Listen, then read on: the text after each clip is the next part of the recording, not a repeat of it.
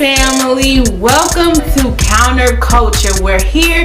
We are counteracting the culture with Christ. This is the show that shows that you are not alone. I am your host, Robin, and I would like to thank you all for being with us tonight. So make sure you stay tuned in every second and fourth Wednesday right here on Trinity Temple's Facebook and YouTube page, because every episode is going to be something new, something real, and something relevant to our culture. So like, share, tag, tell your friends about us, and I pray that you all will be blessed by our guests. So without further ado, let's get into this week's episode.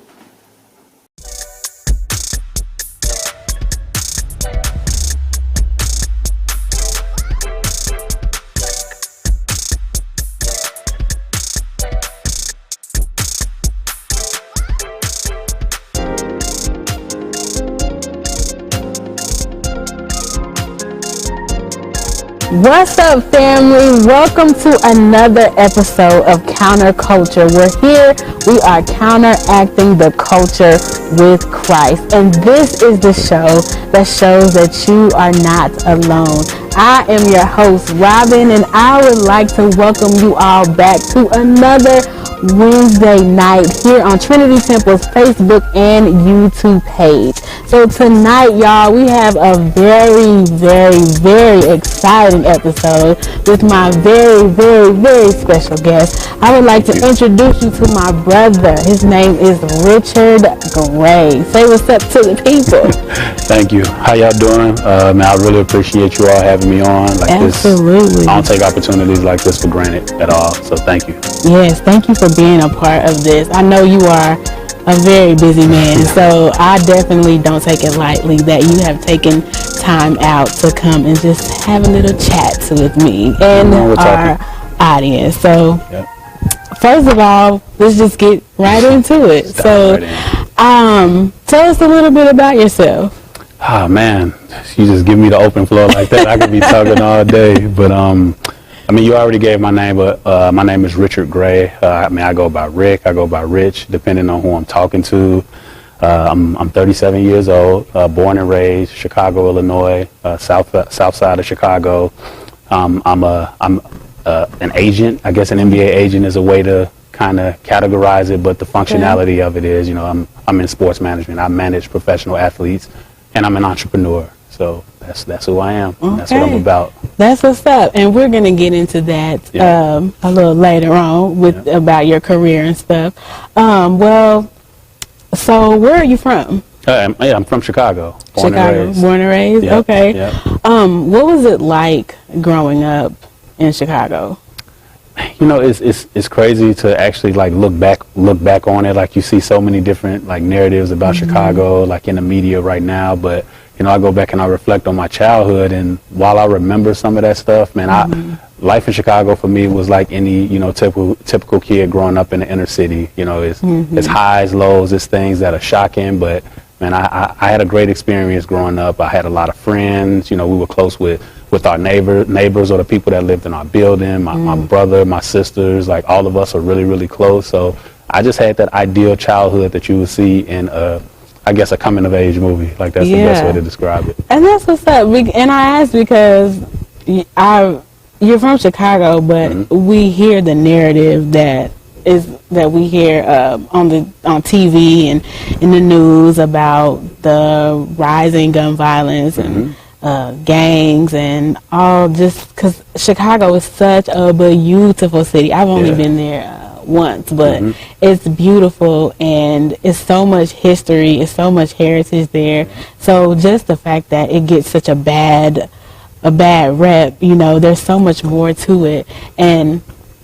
But for you, it sounds like you had that's not your story about Chicago. Yeah, because I mean, and I always get really, I don't want to say defensive when, you know, people run with the negative narratives of Chicago, but, you know, I look at it's, you know, if the media wants to portray it in a certain way and tell a certain story, then that's eventually going to be, you know, be the narrative. But, you know, like while it was violence, like we grew up in one of the rougher neighborhoods, you know, of Chicago, but it was still, you know, like an environment where people looked out for each other, you know, despite that. Yeah. Even when you got, like, you know, different gangs from different, you know, different backgrounds and whatever it is that they're claiming, man, people still looked out for innocent people. You know, like that's something that I can say I remember, you know, closely. There are some situations where, you know, innocent bystanders like get caught up in stuff, but, you know, fortunately enough, you know, for our family, my brother and my sisters, like that was never, you know, a story of ours. So I'm not saying it doesn't exist, but I do know that, you know, there are two sides of that coin, and they don't necessarily highlight, you know, the positive aspect of it. So I'm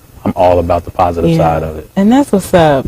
I totally agree. So would you say, have you ever, during your childhood living in Chicago, have you ever had any type of negative run-ins with that negative side of Chicago? So I'll say this. So there were 2 stints of us living in Chicago. So like maybe up until 4th grade, you know, we lived in Jackson, Mississippi for 3 or 4 years. So I would say the first half of my childhood in Chicago, I mean, like I could remember like certain stuff happening, but it was almost like watching a movie. You just hear it on the news, like this guy's young man named Yummy Sandifer. Like he was like 10 or 11 years old, and he was in the gang, like, you know, murdered some people and ended up getting murdered. Like it was this big crazy story. So while he was, you know, of our generation, it was still like watching a movie. So, you know, up until, you know, the point in time when we left Chicago, went to Jackson, and then came back,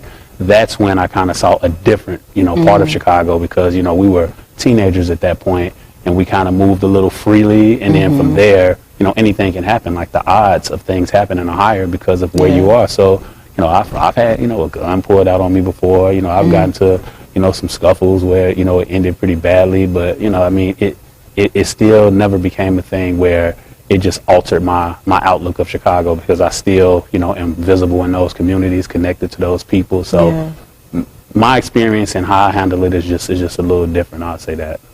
Okay. So you all moved to Jacksonville, Florida. Jackson, Mississippi. Oh, I'm not going to, they already, my people in Jackson already give me a hard time about that. But so Mississippi, I didn't know there was a Jackson, we lived in Jackson, Mississippi. Yep. And I guess my grandmother saw what was coming. Like she knew the age that we were getting, you know, what we were getting ready to become, and what was out there. So she, you know, she moved us down south to kind of protect us from that. We didn't understand it then, but looking back on it, I was like, okay, it makes a lot of sense now. Okay. So how long were you in Mississippi?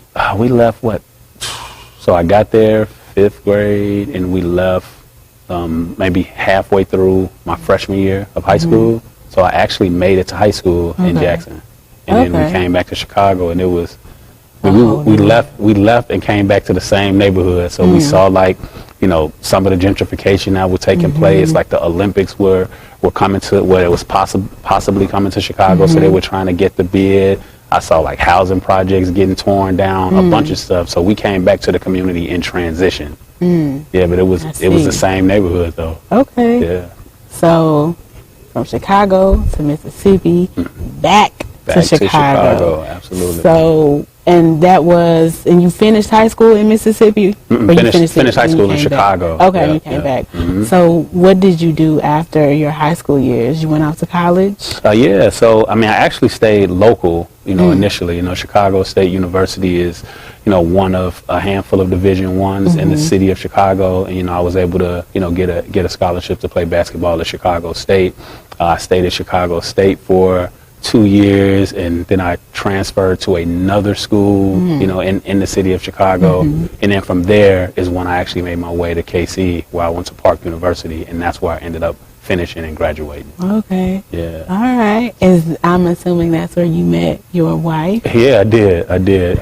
I say that all the time. It's a guy by the name of, his name is Mike Saunders, really good dude. He's from KC. And, you know, he was the reason why I ended up at Park. And, man, I always tell Mike, man, you're going to always have a certain level of respect for me, because, you know, but for me coming to Park, you know, A, I wouldn't have met my wife. And then B, the outlook on life that I gained over those couple of years kind of transformed everything. And I would say as a product of why I sit here in the way that I'm sitting before you now. That's what's up. Yeah. So how did you, let's talk about your career, because I know like a lot of people, especially our male audience, is going to be really interested in that because you are an NBA agent. So how did you get into that?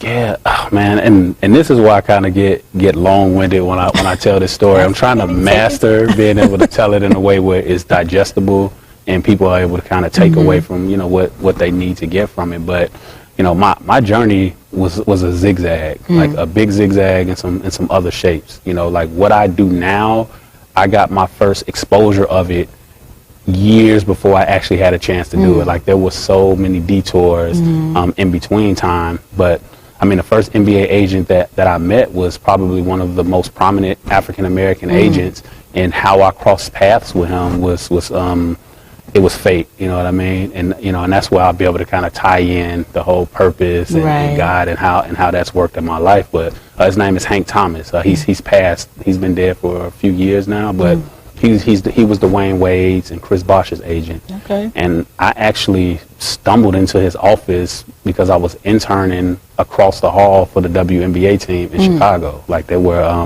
a startup at that time. They were in their first season. And so we had a shared office space with all of the interns, all of the coaches, like everybody was in this small area of about 12 cubicles maybe. And, you know, you can literally see everybody. And so I would always wander over to the other side, you know, just to say what's up to people, because like that was my first exposure to like a corporate, cool working environment. So, you know, I used to like to walk away from my cube and go speak to people, and their office was night and day from ours. Like ours looked like a startup. They're still trying to get pictures on the wall and, you know, get the aesthetic and all of that stuff together. But on their side, the agency, jerseys hanging up, I mean, artwork. It had the better view of Chicago where you can see the skyline. Like it was really dope. And so there was this one office where it was like one of the only African American guys over there, well, one of two.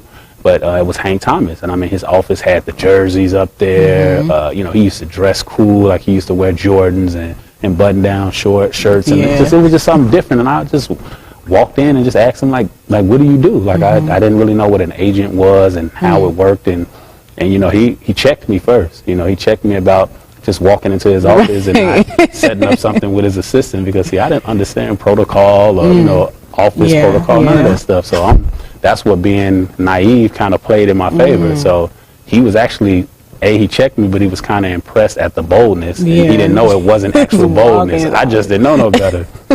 So, you know, I apologized and just told him, man, you know, it looks like what you do is cool, and I just wanted to ask you some questions about what you did.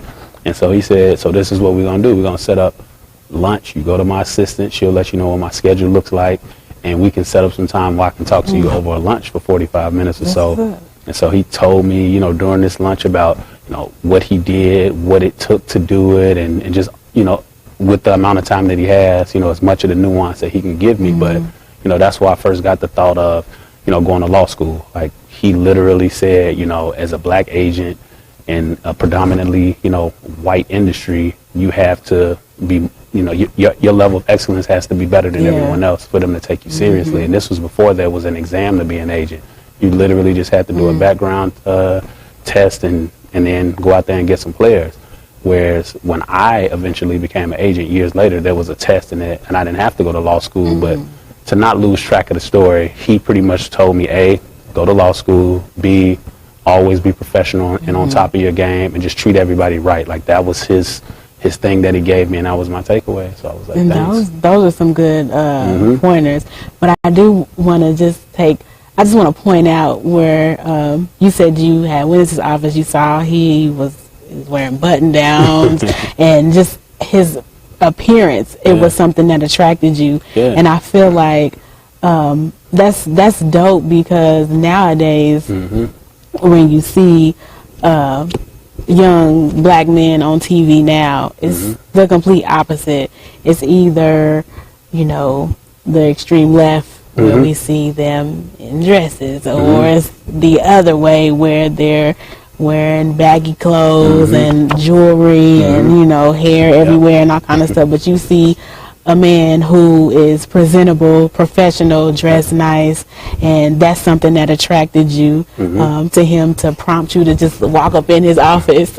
Like, wait a minute, it's something different about that. It could be a suit and tie, but it's not. He could just have on jeans and a t-shirt, but he doesn't. Like, he found this like happy medium in between, and I just thought that was dope. So, and that's what's up. And I think we need more people, like more men like that, to influence other men, especially black men. You know, they need mentors. And also how you talked about how he said, you know, meet with his assistant, set up a time, and then we could sit down and eat. So it's like he sat and talked to you and kind of schooled you on some things, and he gave you his 3 pointers. Like, I think that's what we need in our community, more black men mentoring and helping out black men, and not just, you know, sometimes in the black community, we don't want to tell each other our secrets. Like, how did you get here? What did you do? You know, for whatever reason, I don't know why we're like that, but I feel like that's something that we definitely need. So that's amazing. That's amazing. So no, but because he, you know, he had an abundance mentality, right? Like the whole thought of, you know, taking it for yourself and keeping it a secret and don't pass it back, or don't, you know, put anyone else on game, for lack of better words. You know, that's a scarcity mentality. And, you know, you can tell that, you know, he went through some trials and tribulations, and he fought for every inch that he had. So when you get it that way, and that's no knock to, you know, individuals that don't necessarily get to that point that way, but when you do, it's almost just like ingrained in you to make sure that you reach back and always give information. Just give it all away. Like, that's what it's there for. Yes, that's what's up. See, I love that's what I'm talking about. I love that. Right. So you mentioned before that your career was kind of like twists and turns and stuff. Can you talk to us about some of those twists and turns? I wouldn't necessarily say it was a negative thing. It was just not necessarily having the information. Like, had I been told, you know, when I was graduating from college that, you know, it's okay to take your time and figure it out and go the path that, you know, you actually want to go, and kind of, you know, just go through the struggles that come with it. But man, we graduate, and, you know, I graduated in December. And so, you know, the sports industry wasn't an industry where you can just go knock on the door and get a job, even though I've had like multiple internships, and I networked the right way, and I knew some people. I just felt that time was of the essence for me to get to it and start making money, because we are almost taught, and this is just a personal theory that I have, we're almost taught as young African American men to stay at home and save up, then go out.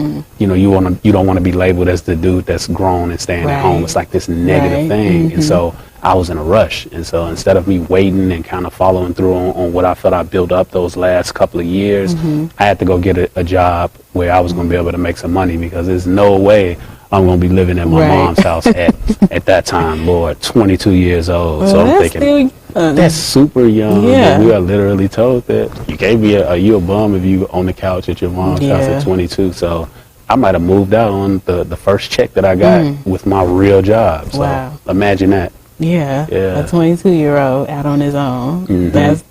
That's early for a lot of people, especially when you're not ready. And then imagine what your finances are looking like when you're paying rent with your first check. Man, that's you starting off. No finances. At that point, you don't have none. Exactly. So to answer your question, that's what I meant by twists and turns. Like, I kind of moved just based on what I knew, and so I went and worked in an industry that I didn't necessarily love and was passionate about, but it was something that I was capable of doing, and it made some money. So I probably spent a few years doing that, and I met some great people along the way with that as well, but it wasn't necessarily focused on what I felt I had built up to that point. So that was the detour.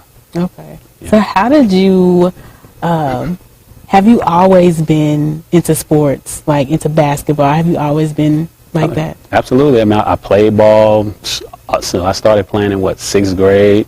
You know, high school, of course, it was like, I can't imagine myself being an adult not playing in the NBA. Like, I literally had that mindset. And then, you know, it took towards the end of my college career, like the last year, I wasn't playing a lot. And, you know, I always had like a reasoned mentality. Like, you don't go to the NBA if you're not getting playing time on your college team.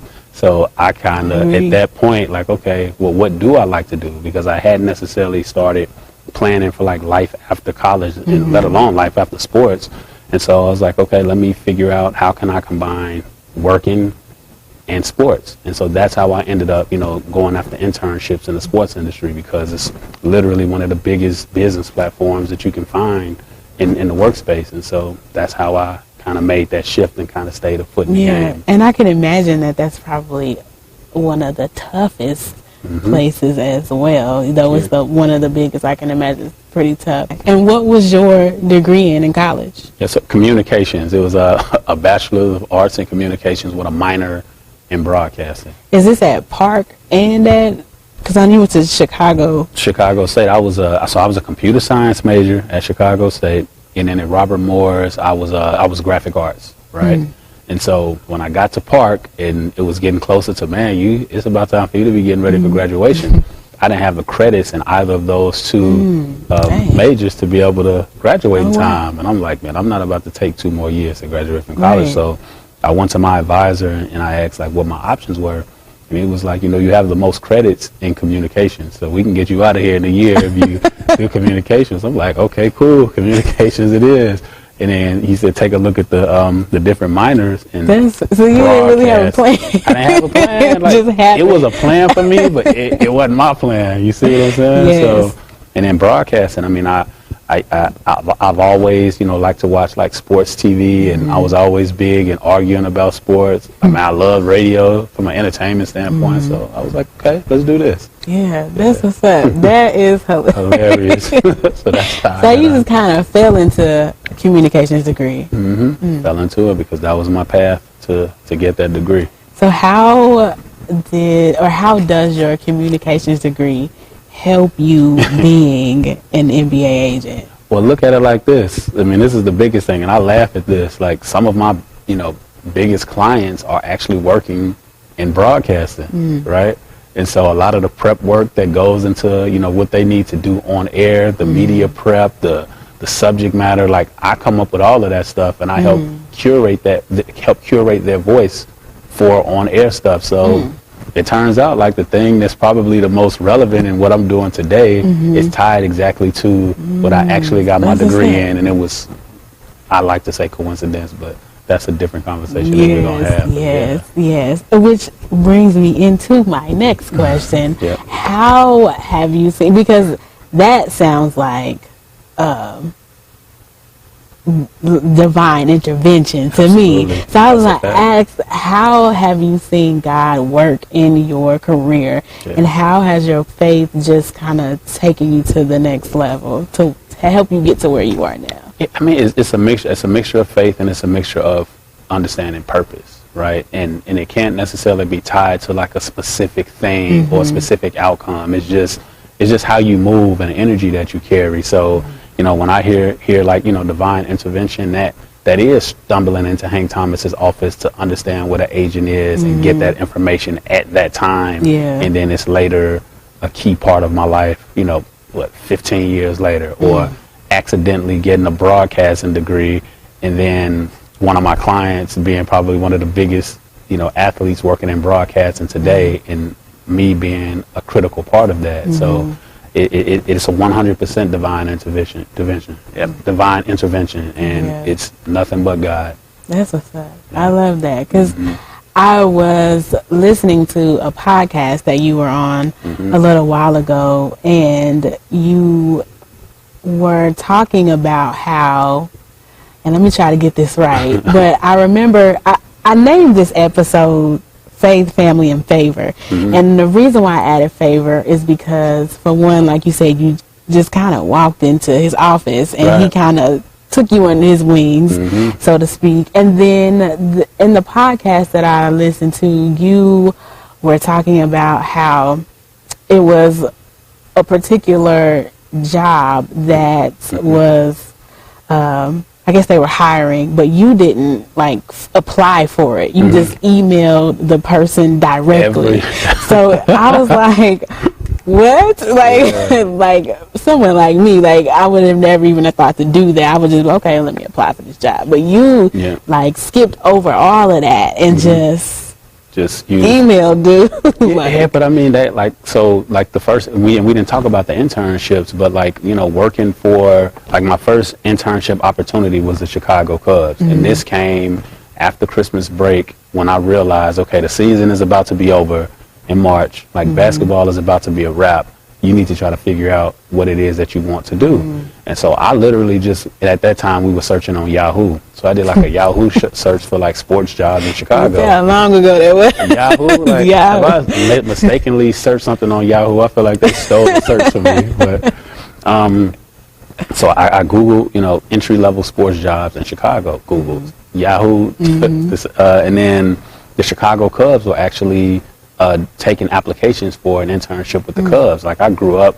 watching the Cubs. Like, one of my first sporting events I went to with my uncle was a Cubs game, and I loved baseball as a kid. So I'm like, okay, that'll be a good start. So I applied for it, and I still have the resume to this day. And when I tell you, it had grammatical errors, it had no type of focus in it, like the cover letter and all of that. And I'm like, how did I get a call back for this? And I didn't get that job, but I got an opportunity to go and interview, and I sat with the GM of the Cubs, the person that's the head of marketing, broadcasting, like all of these really prominent people in the sports space, and they just liked talking to me. Like, we were just talking about everything but the job.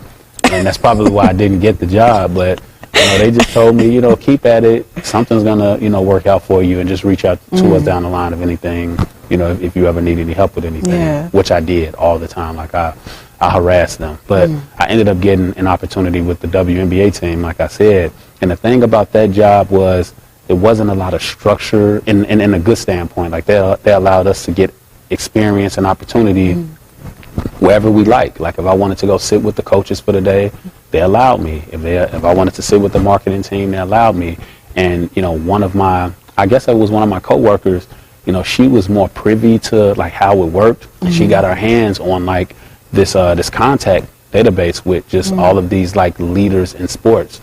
And she was, instead of working, she was emailing people for her next job. Like, when you're interning, you always need to be thinking about either the job there or the next job. And so, it goes back to what you referenced a second ago about me reaching out about a job, emailing. Like, that's literally where I picked that up from. And so when I kind of ran my race in corporate America, and I was like, I want to go do something that I'm passionate about, and I want to revisit what I wanted to do coming out of college, I cold emailed, the hiring manager for one of these jobs for the WNBA team in Atlanta, and he ended up calling me back. We talked on the phone for 15, 20 minutes, and he offered me the job. And so that's how I ended up starting my sports career in an official capacity and moving to Atlanta. So where were you before you moved to Atlanta? I was in Chicago. Okay, you was in Chicago. Yeah, okay. Yeah. So the industry that I was working in, that I was just like, whatever, I was still doing that. I probably did that for 2.5 years before I was like burnt out and said, you know what, let me see what the sports thing is talking about again. And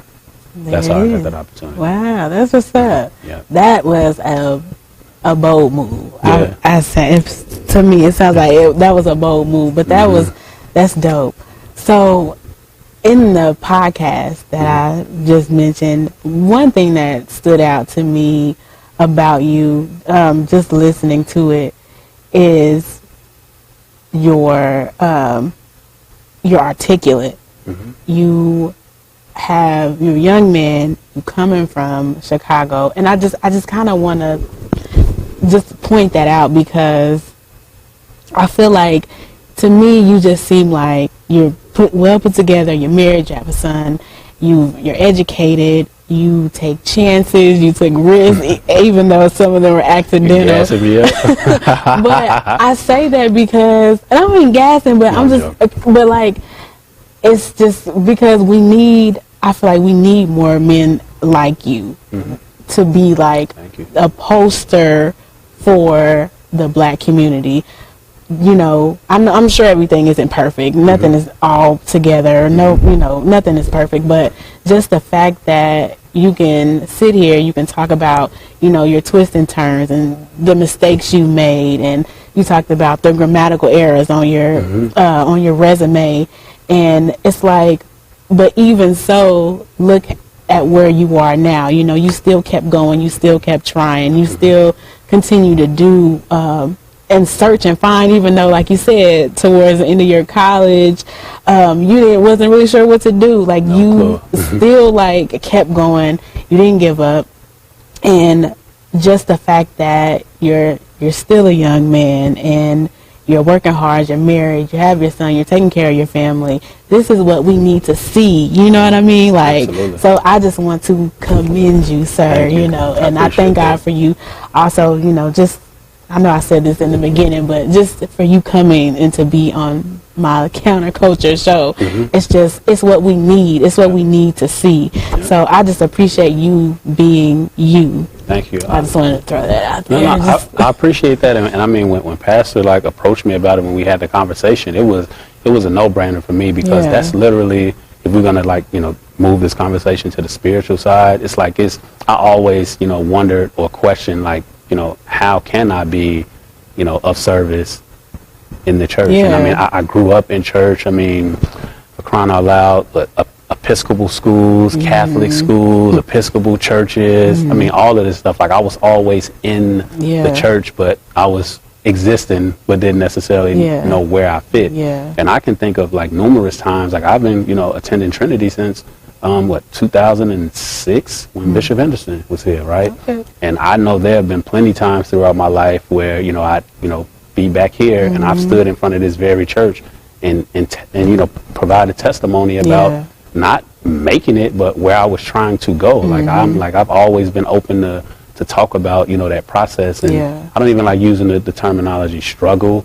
but it's more so a journey, right? And being able to speak and be transparent and just pull a cover back on that, it matters, because once you do get to a particular destination, you always have those moments to reference, I remember when. And it helps you. It makes you appreciate how far you've come. That's what's up. I agree. It makes you appreciate how far you've come, and I just think I think it's amazing, especially the fact that you wanna find a way to see how you can serve, your local church and your community. I think that's amazing. Yeah, and it's my way of doing it, and the way that God wants to use me, because I can be honest about this. When I was young, growing up in church, it was an older congregation, which is not a bad thing. But I didn't necessarily see the foreseeable representation of who I was. It seems so far-fetched because when you're 10, 11 years old, seeing somebody that's 40, you think, I'm never going to get to 40. I'm going to be a teenager forever. And so it's being able to see the midpoints of where you're going to be next represented, in this space. I think that's, invaluable. And so,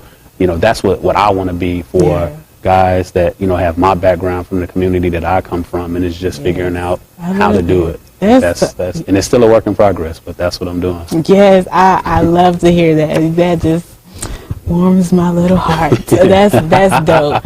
And that's what I'm so glad Pastor Stevens had approached you, because I mean we need this. We need this. This is motivation. It's encouragement. It's okay, I know where I'm at now, but I can keep going and I can get somewhere where I want to be. I can reach my goals and my dreams that I had. It's just I love it. I love it. Yeah, man, meeting Pastor for the first time, he was a younger dude.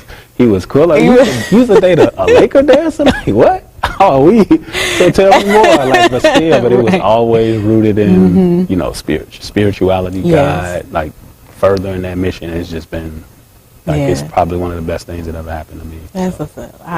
Yes. And we're glad to have you here at Trinity Temple. Absolutely. But, so another thing I wanted to point out about that podcast, which I listened to it twice, y'all. It was really good. I enjoyed it. And I'm not even into sports like that, but I enjoyed that podcast. But was another thing I wanted to point out about you is that you just have this, even sitting here with you, you just have this humbleness that just kind of exudes from your, aura. But it's you have your career where you're an NBA agent, so obviously you have relationships with NBA players and their coaches and their families as well. And the fact that you are so humble and can sit here and you're not boastful, you're not bragging, you're not prideful, which I feel like our culture, I feel like they would if they were in your shoes, they would be, I know such and such, name dropping, and so just the fact that you have this humbleness, how do you keep yourself humble being in such the industry that you work in? That's something that, you still, fight with that to the day. Like, sometimes I'll look back at the last thing that I did, and I'll be like, man, that's crazy. Like, how, why, when, and why am I not talking about this stuff more? But it's like when you're rooted in, like, the moment and trying to live in the moment and make sure that you are moving in purpose, the second you get boastful and start bragging about stuff, you feel like you made it, and then your mission is done. That's one reason behind it. And then another reason is, it can all be taken away from you. That's true. I'm someone that has been up, down. Yeah. So when I'm up, and I know it's not healthy to think that way, but I always feel like it can, at any moment's time, it can all be snatched away from you. So what that does is it keeps me even keel and always like mindful of what the next moment can be and being thankful for now. And so I don't even have the energy to be boastful. It just is not even possible. So I pray to God that it stays that way, because I've saw versions of me turn into something else the higher that they climb. So hopefully I answered your question. Oh yeah, you did. When you said it could all be taken away, because that is very true. And the moment's notice, I know Pastor, he talks about, I don't remember the gentleman's name, but he talks about how there was he was an NBA player, young man who went off to the NBA and got into drugs. He had all this money and got into drugs, ended up losing his life, unfortunately. So it's like it can all be taken away if you're not ready for it, if you can't handle the what it brings, what the money brings, what the fame brings. If if your character isn't right, you can absolutely lose it all. And you know what, like that, to that point about like NBA players like falling into certain traps and then losing everything, like this is how I view the NBA, and this is kind of what my philosophy is built around when it comes to working with retired players or guys getting ready to retire. We, like as a black community, we invest so much into the outcome of what players that can make it to that pinnacle means, like with time, money, resources, the opportunities to explore other things. Like we literally have tunnel vision when it comes to like driving young black men into this space. And so it's like the ones that do make it, it's a couple of things. A, they have a responsibility to make sure that they're building platforms for other young African American boys and girls and families to be able to have opportunities within it. But then beyond that, once they've invested so much time into that space, if they go off and that doesn't work out, then in a lot of cases, like they're stuck and it's nothing there. So we have to make sure that we take care of those individuals regardless of how they act in moments. Sometimes they get blinded by all of the fruits that comes from the labors of being in that industry, but they have to have grounded, humble, trustful people around them to keep them on track. And so when I see guys getting ready to get towards the end of their careers and the cheering is stopping, the money that's foreseeable at one point is now dwindling down, that's when they need individuals like myself the most, whereas they kind of promote being the guy that's working with the players when they're getting into the money. Like we're more important at the end because we can help them, kind of have their eyes set on the other opportunities that are out there. Like guys that make it to the NBA or any professional level at that point, they're part of the 1-2% in the world. And with that 1 and 2% of eliteness, it comes a level of genius that can be applied in anything. And so I like to make sure that when I'm working with these guys, I'm helping them figure out like what's next, like how do they continue to build that platform and continue to, provide for their friends and families, not just with money, but with opportunities, opening up those avenues for them to provide for their families. So, to hear, Pastor mentioned that, it just kind of reminded me of like one of the reasons, or I feel like one of my purposes of being in this industry. That's good. You mentioned having certain people around you. So let's talk about your family. Yeah. Let's talk about your beautiful wife. Yep. How did you guys, well, I know you said you met in college, Yeah. but like, what was the circumstances surrounding that? Yeah, man, I was new on campus, just transferred from Chicago. I'm thinking I'm about to come up here and do my thing, like on the court. Like, I'm going to at least get an opportunity to go overseas and play ball. So, I'm on campus, confident, walking around, and I see this young lady pull up. She had a Honda, I think it was maroon. I don't even want to say it's maroon, but it was like between like a maroon reddish looking color. And first time I saw her, like it was a physical attraction, but it was something else, and I couldn't quite put my finger on it. But like when we connected, we probably didn't stop hanging out from the first time I saw her. Like we probably, I think it was like a couple of days in between us, like going to like a bowling event, and then from there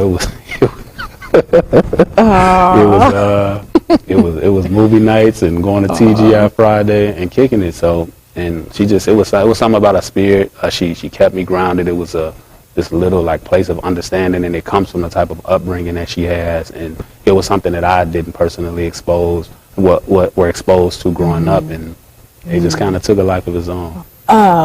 How long have you guys been married? We've been married 4 years. 4 years? Yeah. Okay. So you do the math. Yeah.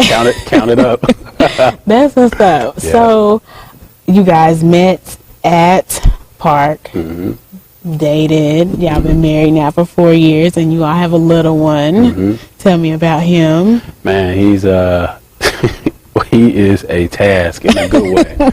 I mean, you don't learn how to be a parent until you're a parent. You could have watched it a million times and saw versions of it, but until you actually like in those emotional shoes and psychological shoes, man, you just don't know. But just watching him just grow and develop every day and start figuring out life in his, very, very young years, man, it's been a blast, and it's another thing that keeps me grounded. That's wonderful. It's all about the family and seeing a little version of you. It's like the stuff that I try to get mad about. Like, yeah, but he got it on it. Right. That's what's up. Yes, so, man. How do you balance being an NBA agent, a father, a husband, and then just taking care of yourself? How do you balance that? I'm still trying to figure that out to this day. I think the pandemic did a lot of, it set a lot of people back in a lot of ways, but then it also helped a lot. It allowed us to slow down and kind of see what's important and help us get our affairs in order. So, it's one of the things that I try to make a conscious effort is making sure that I do, make sure I put time to the side for my family. I try not to miss, a soccer game or a basketball game or whatever. Like I try to make sure every Saturday I'm going to be there. I try to make sure I'm dropping them off at school, every day if possible. So, that effort is there because I read a lot of, books about great people, like guys that go on or women that go on and do great things.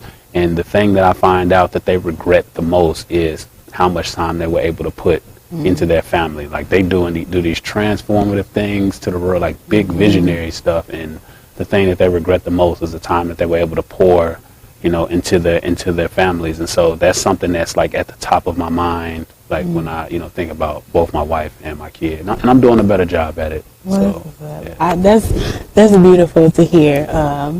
The fact that you are an active father in your son's life, and and again, just young black man working, handling his business, taking care of his family, especially his son. This is what we need to see, man. No, we don't even know. Like this, we see so much. We see so much. And of the hear opposite. the exactly. Sure. Black fathers matter, and you are clearly an example of there are good men in this world, good black men in this world. I appreciate you. You don't even know, like my heart right there, my heart. But that's wonderful. But what I do want to ask you next is, what are some scriptures that you have carried with you that has helped you, whether they're your favorite scriptures or not, but just give me like 2 or 3 scriptures that you have that has helped you along the way. Yeah, so the scriptures that I try to lean on the most, they're going to, one is going to be rooted in purpose, another faith, and another strength. And so those scriptures are, 1 Peter 4:10, as each has received a gift, use it to serve one another as good stewards of God's various grace. So, I mean, I don't think any of us get put in a position of, favor or advantage for you, just for you to, get all of the fruits of the labor and you go off and do great things for yourself and your family, and God chose me for that, not you. Nah, the purpose of that is for you to give back, for you to pass along the information and make sure that someone else is able to benefit, from a gift that was given to you through God. That's what's up.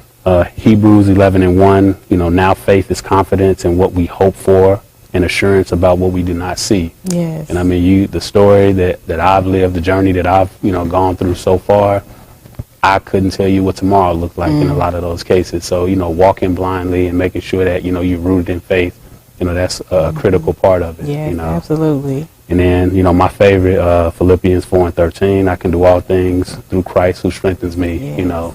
No man, no person, none of that stuff. That's not the purpose or the reasoning behind being able to make it to the next phase. That strength and all of that, it comes from God and nobody else. That's Other people can help along because God put them in a position to be a vessel, but it's all rooted in God. Yes, amen, Deacon Gray. Amen, Deacon.